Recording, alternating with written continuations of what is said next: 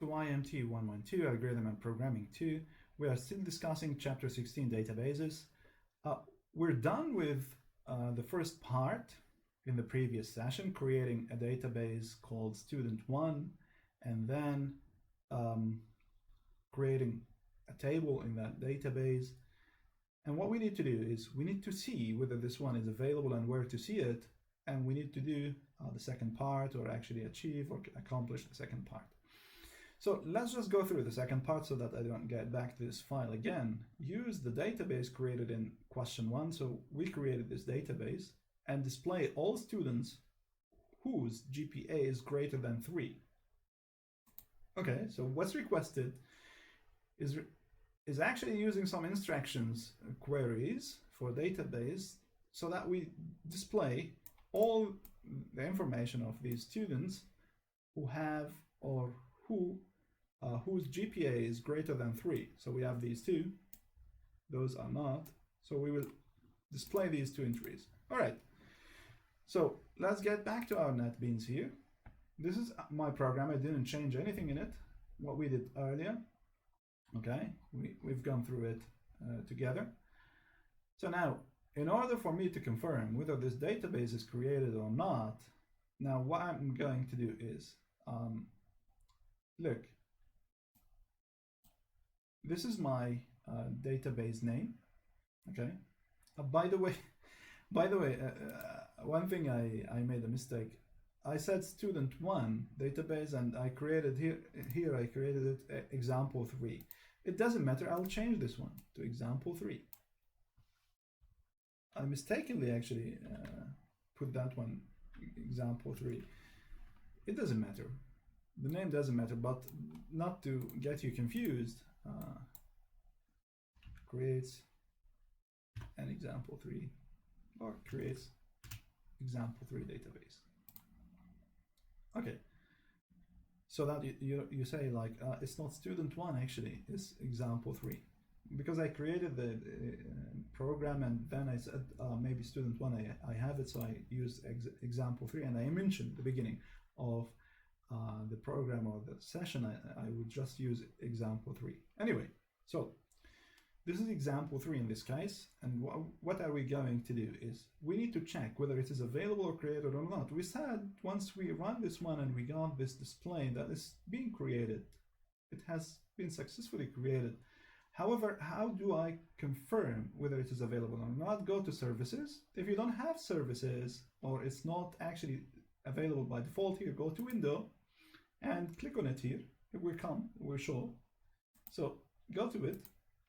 And we have databases. Expand this database. So you have all your databases here under Java DB. Expand it. You will see all your databases. Okay. That's why, because I created a number of databases for training, I mean, tutorial, I didn't want to create student1, I created example 3.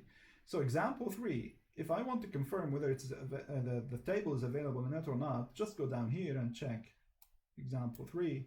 Which one of them is example 3? Drivers, sorry, not drivers, right here.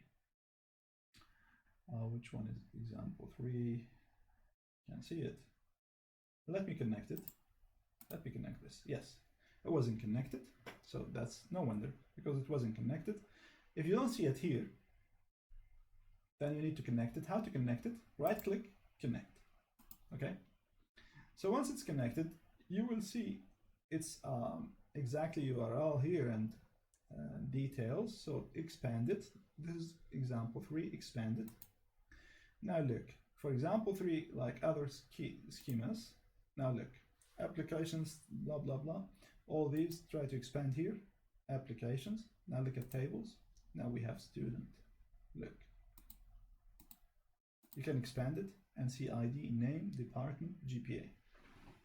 Now one thing good about Java, you can actually from this graphical user interface using the IDE, the NetBeans IDE, you can modify those. It's possible. You can add tables from here. You can just right click and create table. You can execute command. It's the same. You can modify here view data. It will just show you this data, all of it here, all these IDs. Okay, You can apply this to any of them. So let's get back to services. All right, name. It shows you all the details, and look at, because this is the primary key, it looks like with the red tag here, GPA and so on. So you can try on your own some like adding new table, executing some queries from here, from graphical user interface of IDE, this NetBeans. You can do it. However, I'm not into this now. You can do it on your own if you have like bigger databases, you don't want to code everything on your own. All right, so I'll just close this one and get back to my program. So what's requested from us in the second question is displaying the details of students whose GPA is greater than 3. So I'll use the same program. I'll just create another, okay. No, I need to exit this. Create another method, okay? So I'm going to use another method to do that for me. I'll create this method. Public static is a class method. Void, I don't want to return anything here. I'll just call display, call it display rows, okay? Or this display, yeah, display rows. And then I will receive connection, same like what we did earlier. And here, so I receive my connection. I'll create my statement and try to execute based on one characteristic or criterion. So we have a criterion to apply for extracting or getting data from the database. So I'll use statement. No, try first. Sorry, try. So I'll create statement, and I will use a connection. And by the way, ST is up to you. You can maybe you can use SQL statement or whatever. Maybe some people use like SQL like this sometimes, or SQL like this statement. It's up to you. This is a name. Use what fits you. I mean, most. Connectivity, a connection, and we need to create statement, the first one. Now, once we have created the statement, I need to create my inquiry. My query. So for my query, what I need to do is I need to get a selection. So we applied before what? Create, okay, drop, okay. So we applied also insert. Now what we can do, we can apply select, and we use a specific characteristic. I can create a string so that I don't add everything all together. And what I'm going to call it str. You can call it whatever you like, maybe SQL str, or give it any valid name. Now I'll provide my characteristic for selection. So select from where? From table. So select all items. When I put this one, all, not just one field or one column, no, all of them. From where? From, what's the name of the table that we created? Student, right? Student. Okay. Then what we need to do to specify. The question is telling us for GPA greater than 3. So we need to get all of those whose CGPA or GPA is greater than 3. So I'll use where GPA is greater than 3. So this is my statement. Keep it. Now what are we going to do is we need to create a result set. Why? Because I don't have only one statement to be received or to be extracted from the database. I have a set. So I will use result. Oh, this is an object. Result set. Okay. And I'll create a statement here. Call it result, for example. And then this result, we can use the statement to execute a query. Earlier, I told you it was coming by default. Why? Because in this case, this is specific. I need to execute a query, this one. So we created our string. and this string will be used as the query. So we can execute not just normal string in this case, we will execute query, direct query in this case. I'll terminate here. I provided str. We haven't yet created catch, so no worry, we will just create it. Now, I haven't yet done yet. Why? Because I need to create an iterative approach to display all the elements in this case for this specific criterion. So we have this criterion of GPA higher than 3. We may have one or more, we may have none at all, but we may have more than one. So we have to iterate. And how do we do that? We can use while loop, and we specify our result.next. So whatever will be available, it will be next. Let me show you from this Word file. Now this is higher than 3, so it will be here. So the pointer will be here at the beginning. Once done, the pointer will move. Next, that means move. It will check this one, it's not. It will check this one, it's not. It will check the third one, the fourth one, and it is. So that will be the end, and it will just terminate, because there is a mark for the end of the table, very similar to the end of the file. Automatically can be detected by this statement. So what I'm going to do is while result dot next, and this will get us to all the available rows and display them. So what I'm going to do, I'll display. How will I display? I'll try to keep the display the way it is. So I will use result dot get string. Okay, why string? The idea, I assumed it was string, so in that case I'll just provide string. We assume that this one is a string, so this one is a string. I'm getting a string, and I'll provide what it is that I'm getting. ID, we call it ID, so I'm receiving ID first, and then what I can do, I'll display next. I'll give a new, not new line, a tab, like just a space, okay, \t, one tab, then a new entry for result dot get, also string. Why? Because we have the name, so that's also a string name.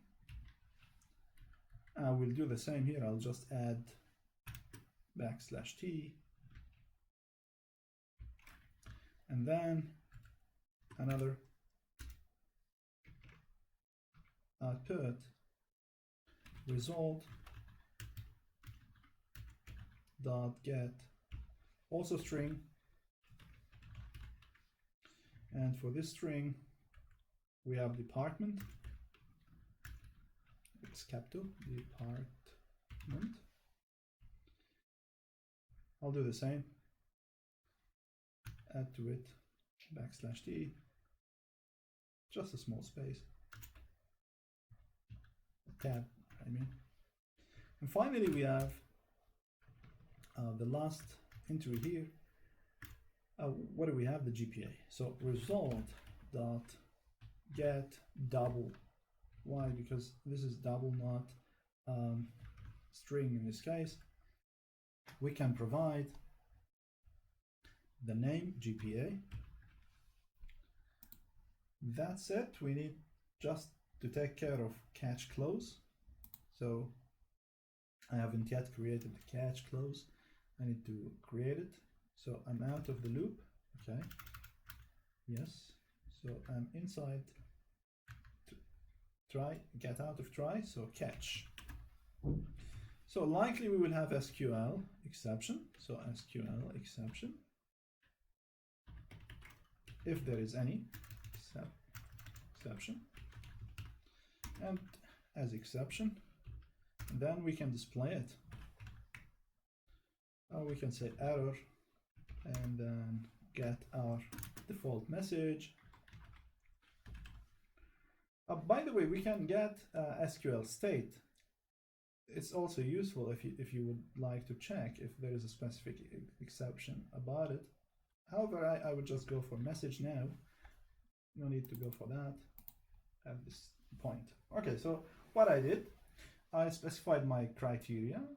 So my criteria here, actually we have more than one. All fields for those whose GPA is greater than 3. So in that case, we can execute this query. First we need to create it, then we need to have a set of actually entries, and then we need to execute it.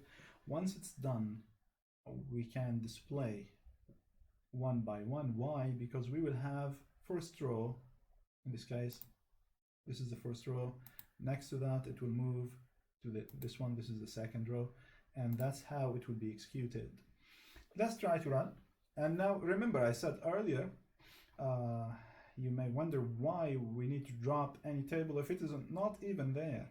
Now it is there because we created it already. I showed you. So if I rerun, it will drop all these tables and it will tell us. Now look. Yeah, look at this. Of course, I forgot one extremely important thing. I didn't call this method. All right, so if you don't call this method, what happens? Not this one, the one I created last. I need to call it display rows. So I must do that here in the main. So here, I must do that here. So display rows. If I don't call it, for sure I will not get any out. Put. So let me just explain about those. Checking for available tables. The student table has been dropped, you see. This one is a typo. Let me also fix it. No problem. Student table has been created. So let me just fix this one. It sounds funny. All right, student. Okay, so I just called this one. And now we can rerun again. Now let's check and explain about the outcome. Now look, checking for available tables, student table has been dropped. Why? Because it was available already. So we dropped it, and then student table has been created. So we created this one, inserting rows, and then we display based on this characteristic or the criterion. So whose GPA is greater than 3? Who among those has the GPA higher than 3? We have these two, Ada and Daphne. So as you see here, this is the outcome or the output. We display all the rows, and I customize the display by just tab. You can change this tab. You can provide the one you like, the way you like. You can use format function if you like, or method, and provide maybe a nicer view than this. This is extremely like long or wide space here. You can customize it the way you like. The point is, now we learned how to create a database from scratch, how to customize it, add entries to it, how to access entries. Now there are other ways for not only just selection, also for update. You should try it because you already know how to do it. You just need to create a statement and then use your string or the statement that you create to apply some string like this, which specifies some query that we can apply to the database. Now there are so many queries, it cannot cover all of them, but you can go through them. The idea is the same. Just create a query and see. You can update. Let's say, for example, for some reason we would like to update this value. You can do it. It's not difficult. You can apply update. Another query, you can apply update and just do it and try to rerun and see.